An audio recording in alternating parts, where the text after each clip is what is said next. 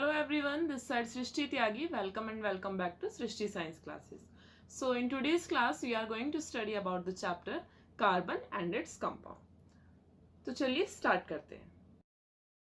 तो इस चैप्टर का जो फर्स्ट टॉपिक है हमारा वो है इंपॉर्टेंस ऑफ कार्बन।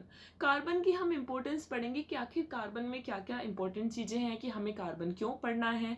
तो फर्स्ट पॉइंट है यहाँ पर आपका 0.02% इन अर्थ क्रस्ट। अगर हम अर्थ क्रस्ट के अंदर देखते हैं तो ये 0.02% में पाया जाता है। दूसरा एटमॉस्फेयर की बात करें अगर, तो एटमॉस्फेयर में ये है आपका 0.03% इन एटमॉस्फेयर। 0.03% एंड 0.2% कोई बहुत बड़ी परसेंटेज नहीं है, still it is important to study about carbon. Why? फिर भी हमें कार्बन के बारे में पढ़ना है, तो ऐसा क्या रीजन है। तो आप थर्ड पॉइंट अगर देखेंगे तो वहां पर मेंशन है all the living structures are carbon based. जितने भी लिविंग क्रिएचर्स हैं, लिविंग स्ट्रक्चर्स हैं, नेचुरली अकरिंग सब्सटेंसेस हैं, वो कार्बन पर बेस्ड है, उन सभी में कार्बन पाया जाता है। तो अगर कोई एक ऐसी चीज जो जितने भी लिविंग ऑर्गेनिजम्स हैं, लिविंग क्रिएचर्स हैं, उनमें पाई जा रही है, तो वो कहीं ना कहीं अपने आप में इंपॉर्टेंट हो जाती है पढ़ने के लिए। नेक्स्ट हमारा आता है properties based on the bonding in carbon. अब कार्बन के बारे में पढ़ना ही है तो शुरुआत से शुरू करेंगे, लेकिन अब कुछ प्रॉपर्टीज वो पढ़ेंगे जो कि बॉन्डिंग पर बेस्ड है। बॉन्डिंग की अगर हम बात करें तो हमने लास्ट चैप्टर में अगर मेटल नॉन मेटल पढ़ते हैं तो उसमें एक आयनिक बॉन्ड के बारे में पढ़ा था। आयनिक बॉन्ड जो होता है, किस तरीके से वो फॉर्म होता है, ये सारी चीजें हमने वहां पर देखी थी। तो वो लॉस या गेन ऑफ इलेक्ट्रॉन की वजह से आयनिक बॉन्ड बनता है। यहां पर हमें आयनिक बॉन्ड के बारे में नहीं पढ़ना, कार्बन की बॉन्डिंग पढ़नी है हमें यहाँ पर। और कार्बन जो है वो आपका बनाता है कोवेलेंट बॉन्ड। कार्बन क्या बनाता है? Covalent bond. ठीक है। दूसरा point, poor conductor of electricity. जैसे कि ये सब्सटेंसेस आयनिक नहीं होते नेचर में, ये अपने आयंस में डिसोशिएट नहीं हो पाते, ये कोवेलेंट बॉन्ड रहता है, तो ये पुअर कंडक्टर होता है इलेक्ट्रिसिटी का। कार्बन के जो कंपाउंड्स हैं generally they will be the poor conductor of electricity except graphite. कुछ ना कुछ अमाउंट में ग्रेफाइट जो है इलेक्ट्रिसिटी कंडक्ट करता है, ये एक एक्सेप्शन है। अगर हम केमिस्ट्री में बात करते हैं तो एक्सेप्शंस बहुत सारी आती हैं, हर चैप्टर में एक्सेप्शंस आपको मिल जाएंगी। Next point, low melting point and boiling point. If we will compare this point with the ionic bond, so ionic bond में अगर हम देखते तो वहां पर जो melting and boiling point था वो हाई था, यहाँ पर लो है।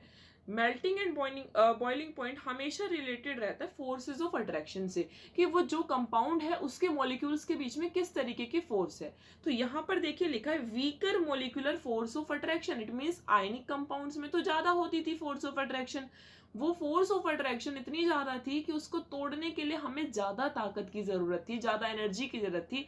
अगर वो एनर्जी हम हीट की फॉर्म में सप्लाई कर रहे हैं तो हमें ज्यादा देर तक उसको हीट करना पड़ता था, टेम्परेचर का जो पॉइंट था वो रेज हो जाता था अपने आप आयनिक कंपाउंड्स में। बट कोवेलेंट कंपाउंड्स में वो फोर्स ऑलरेडी वीक है, तो हमें कम एनर्जी की जरूरत है। जो टेम्परेचर है आपका वो कम बॉइलिंग पॉइंट रहेगा उसका, और मेल्टिंग पॉइंट भी उसका कम रहेगा, क्योंकि हमें ज्यादा एनर्जी रिक्वायर्ड नहीं है। ऑलरेडी जो फोर्स है मॉलिक्यूल्स के बीच में वो आपकी वीकर है।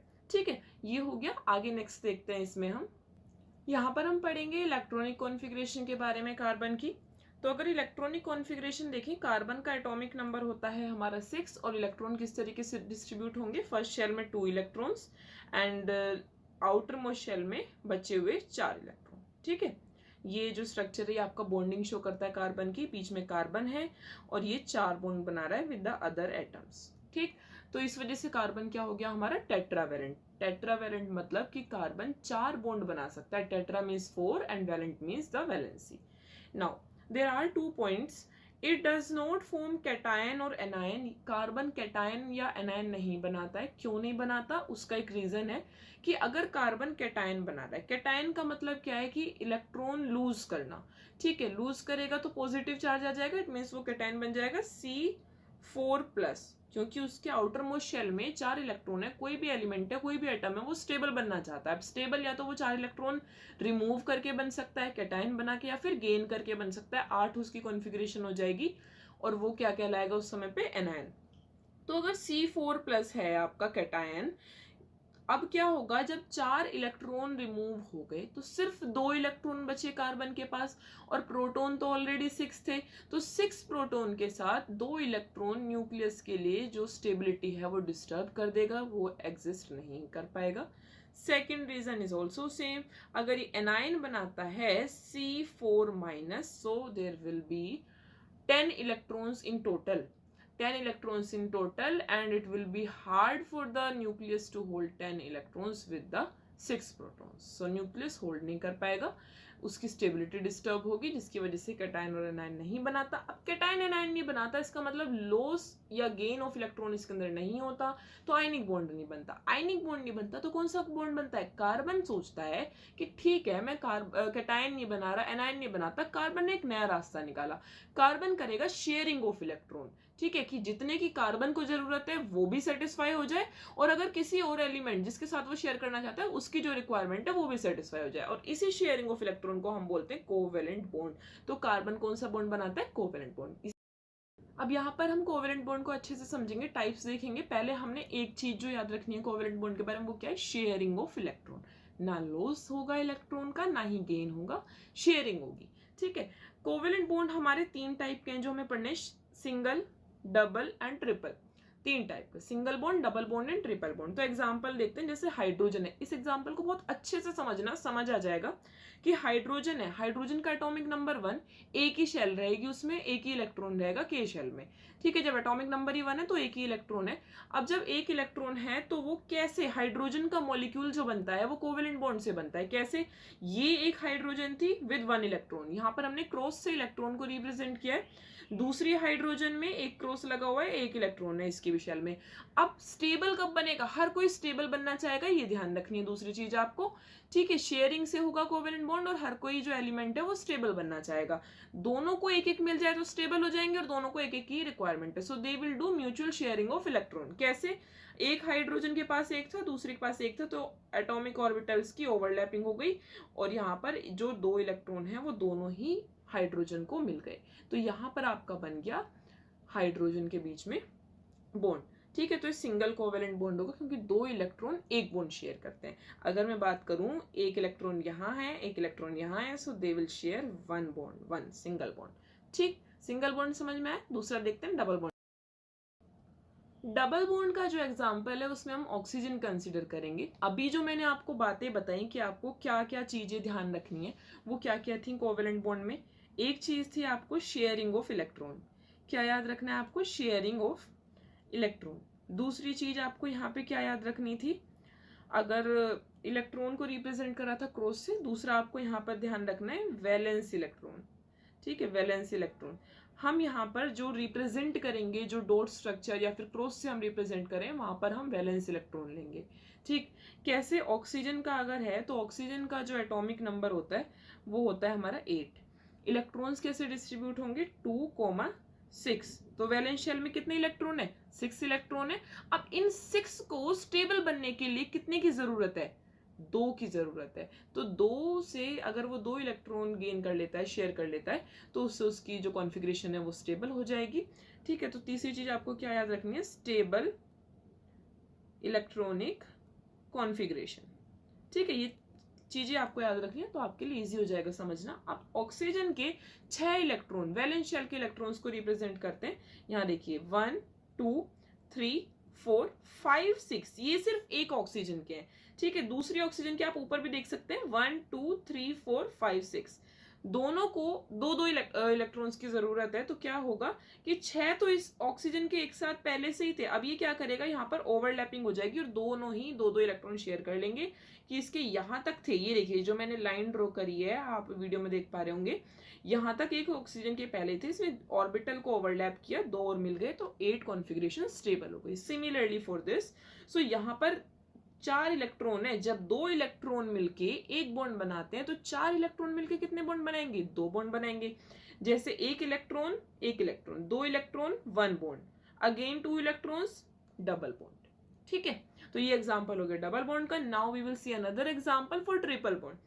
यहाँ पर ले लेते हैं नाइट्रोजन को.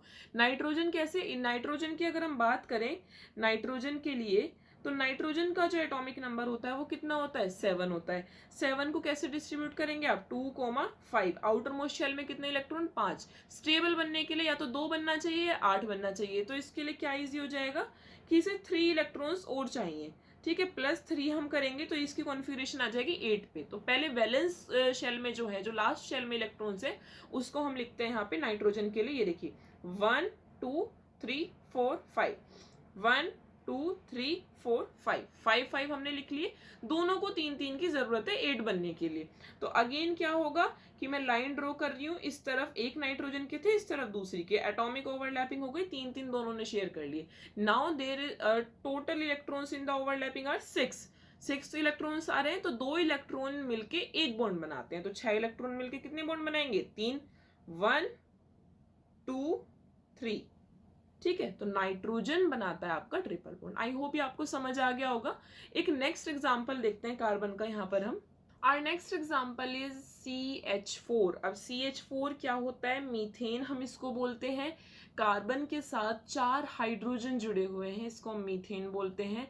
दूसरी चीज कि इसको नेचुरल गैस भी बोला जाता है। ठीक है, तो इसका स्ट्रक्चर हम देखते हैं यहाँ पर, इसको अच्छे से समझना तो आपका कार्बन का अनदर एलिमेंट्स के साथ बॉन्डिंग आपको समझ आ जाएगी। ये हमारा कार्बन है। कार्बन की जो वैलेंसी होती है दैट इज 4। क्यों? क्योंकि कार्बन के आउटर मोस्ट शेल में 4 इलेक्ट्रॉन होते हैं। कार्बन को सपोज आप कर लो कि इसके 4 हाथ होते हैं, तो ये 4 लोगों से दोस्ती कर सकता है। अब यहाँ पर हम ले रहे हैं हाइड्रोजन। हाइड्रोजन ले रहे हैं हम यहाँ पर।